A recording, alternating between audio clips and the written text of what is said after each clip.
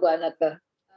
Memang sejak ekonomi itu mulai dibuka sejak awal tahun, kita juga lihat bagaimana mobilitas itu saat ini sudah kembali normal. Sehingga permintaan kredit sebenarnya sudah mulai naik sejak awal tahun. Jadi 2022 pertumbuhan kredit yang kita lihat saat ini, recovery-nya sebenarnya jauh lebih cepat daripada yang kami estimasikan. Ini malah dari kuartal 1 sampai hari ini. Mudah-mudahan di akhir tahun pertumbuhan kredit itu kita bisa sesuai dengan target estimasi kita juga. Dan yang menarik juga pertumbuhan kredit tahun ini tidak hanya modal kerja Bu Aneka, tapi juga kredit konsumtif dan juga kredit investasi. Tentu ini kita sambut dengan baik ya, karena pertumbuhan kredit ini bisa mencerminkan bagaimana juga ditopang dengan penguatan ekonomi dan juga kembalinya demand, appetite untuk permintaan kredit. Baik, kredit untuk dikonsumsi dan investasi apakah ini akan menjadi salah satu fokus untuk hingga akhir tahun 2022 ini atau masih sama juga untuk 3 segmen seperti korporasi dan juga SME? Betul, iya, betul Bu.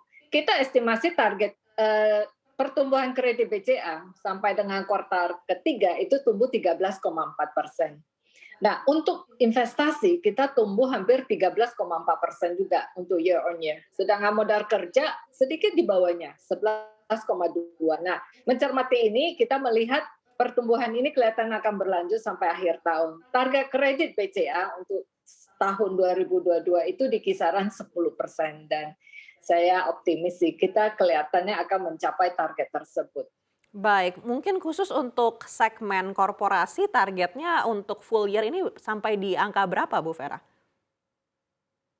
Sampai dengan saat ini kredit korporasi itu sendiri per September ya itu tumbuh 13,4% juga. Nah full year kita juga ekspektasi tumbuh di kisaran yang tidak jauh berbeda, jadi double digit.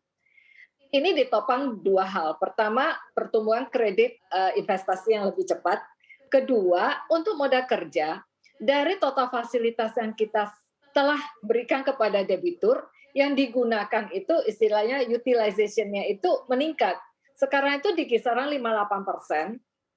Kalau kita bandingkan Desember akhir tahun lalu baru di 50%. Jadi kita lihat memang roda ekonomi ini sudah mulai recover-nya lebih stronger dari yang kita harapkan.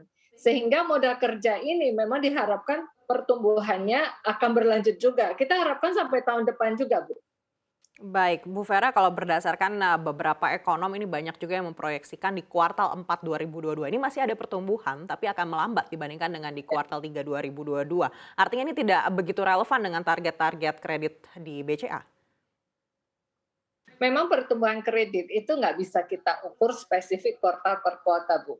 Apalagi kredit korporasi. Kadang ada waktu jeda antar kuartal. Juga kadang ada proses tertentu yang harus dilakukan dengan debitur. Tapi secara keseluruhan, korporasi tahun ini kita malah sedikit di atas target kami. Baik untuk investasi maupun modal kerja. Baik, Ibu Vera tadi Ibu sampaikan untuk kredit konsumsi ini juga cukup signifikan begitu ya kenaikannya di kuartal 3 Benar. 2022 ini. Apakah ini juga terpengaruh karena kebijakan LTV FTV? Ya, kita menyambut baik. Terima kasih untuk kebijakan LTV. Tapi saya juga lihat demand ini bisa naik kalau ekspektasi terhadap ekonomi itu juga membaik ya. Dan ini kita udah lihat dari awal tahun ini. Sehingga pada saat BCA melakukan expo untuk KPR dan KKB juga sebenarnya sejak awal tahun kami lanjutkan lagi di sebelum akhir tahun ini. Disambut baik untuk pembiayaan baru, istilah kita new financing KPR tahun 2022 itu dibandingkan tahun lalu KPR itu naik 21%, KKB itu naik 27%. Nah, kita harapkan KPR ini per September itu 105 triliun. Mudah-mudahan akhir tahun bisa kita tutup di 108 triliun.